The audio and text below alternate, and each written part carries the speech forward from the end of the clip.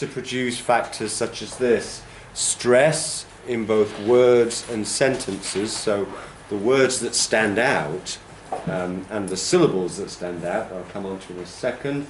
The rhythm, or kind of like the beat of a language. Languages can vary in their bass rhythm. And then another very significant feature of English is intonation. So those three things to think about. In order to do that, we've got to start with this particular idea, the idea of a syllable.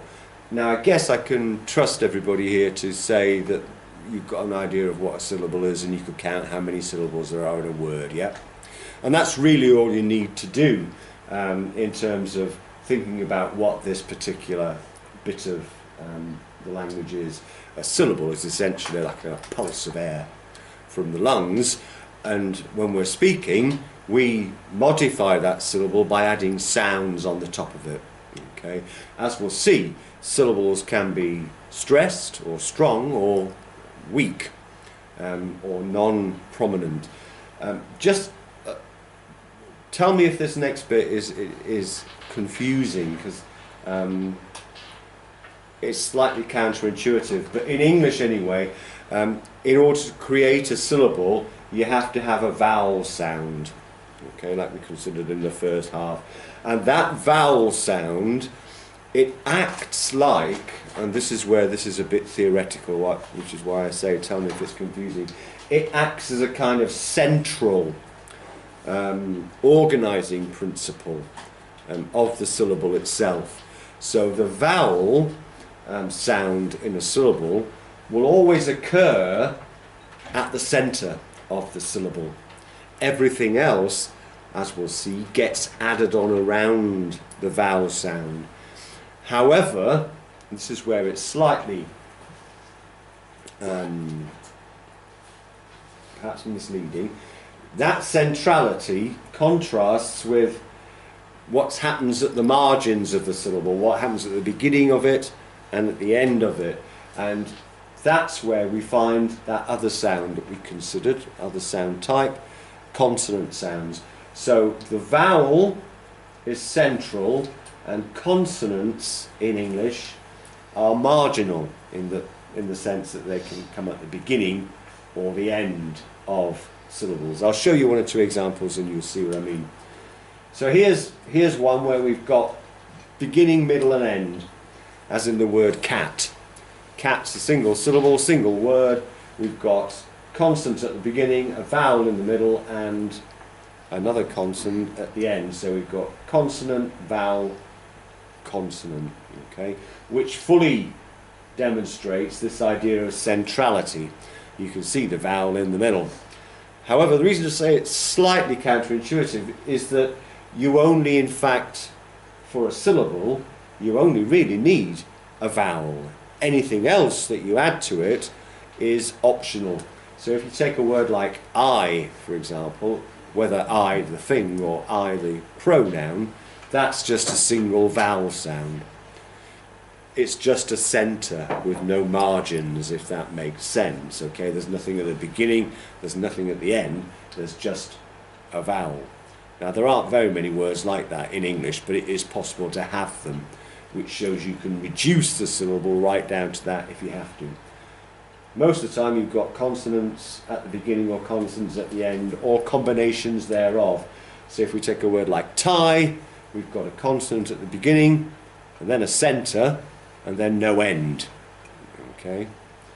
The other way round, Eid, the Muslim festival, we've got a vowel at the beginning and a consonant at the end, but no beginning. So you can have all of these kinds of combinations going on, but you have to have this vowel. As you can see from this, all these syllables, as indeed all syllables in English, are organised around this vowel sound. Now, if English was as straightforward as that, just had simple beginnings, simple endings, it would be great, but it doesn't. English, like a number of languages, tends to combine consonant sounds at the beginning and the end of syllables to create words. in fact, in English, we can have anything up to that. Okay? What this little formula actually represents is the full potential of a syllable in English. In other words, we can have, as we've seen already, a consonant in initial position, consonant in final position, organised around this vowel in the middle. But English is particularly rich in what are known as consonant clusters, where you've got more than one consonant next to one another. And the reason that this 3 is in brackets here means that, as I've said to you, you don't need a consonant there, but you can have up to 3 consonants, one after the other, in initial position in a syllable. And you can have, though it's quite rare, up to 4 consonants in final position in a syllable in English. And I'll show you some examples of what I mean. And I'm not sure that, in fact, there is an English syllable that's like that, that is C3, V, C4. I've never been able to think of one. I'm sure there probably must be one. But that is the potential. Okay, there are plenty 3, V, C3, but there aren't very many, at least I can think of, that would be C3, C4. But there are plenty of possibilities. So here are some of those. We can have 2 consonants together, okay? And I've tried to find examples where that happens at the beginning and the end to show you what I mean. So in this word, print, we've got 5 sounds. P, R, I, M, and T. So this word has an initial consonant cluster of 2 sounds and a final consonant cluster also of 2 sounds. Okay? So we can see that consonant clusters can exist at the beginning and at the end in those margins that we talked about. Here's one with 3 at the beginning and at the end. So strengths. Okay, S, T, R initially and M, F, S finally. Okay, M, F, S, strengths. Okay, so that's 3. And then 4 consonants, as I've said, that can only happen in final position in English. Sorry, Dan, you got a question? Would you say, for like print, would that be 2 consonant clusters? 2 consonant clusters, yeah.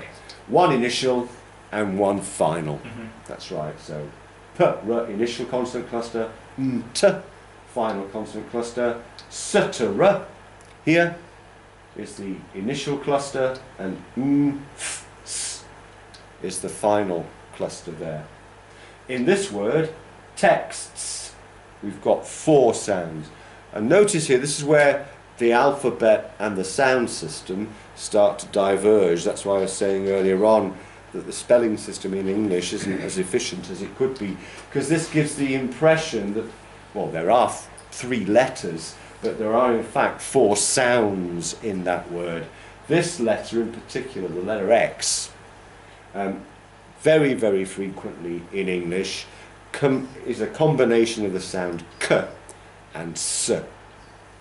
Okay, so we've got K, S, T, S.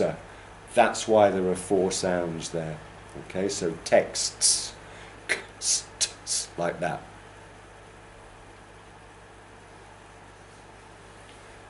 Okay, and that obviously is final only. You don't get 4 consonants in English, 4 consonants in initial position. In words, rather than syllables, you can also find consonant clusters in medial position, so halfway through the word. So in describe, we've got S, K, U in the middle. Okay. Medial is referring to words, yeah. Dan, yeah. So X is 2 consonant sounds. Yes. But overall it's still 2 consonant clusters. In this word, it's just 1. Okay. consonant cluster, because this Oh, is just because that's just the this one. is just a one consonant. Yeah, that's right. Yeah, I'm sure I could think of examples where there was more than one and four. It's just that that example doesn't have it.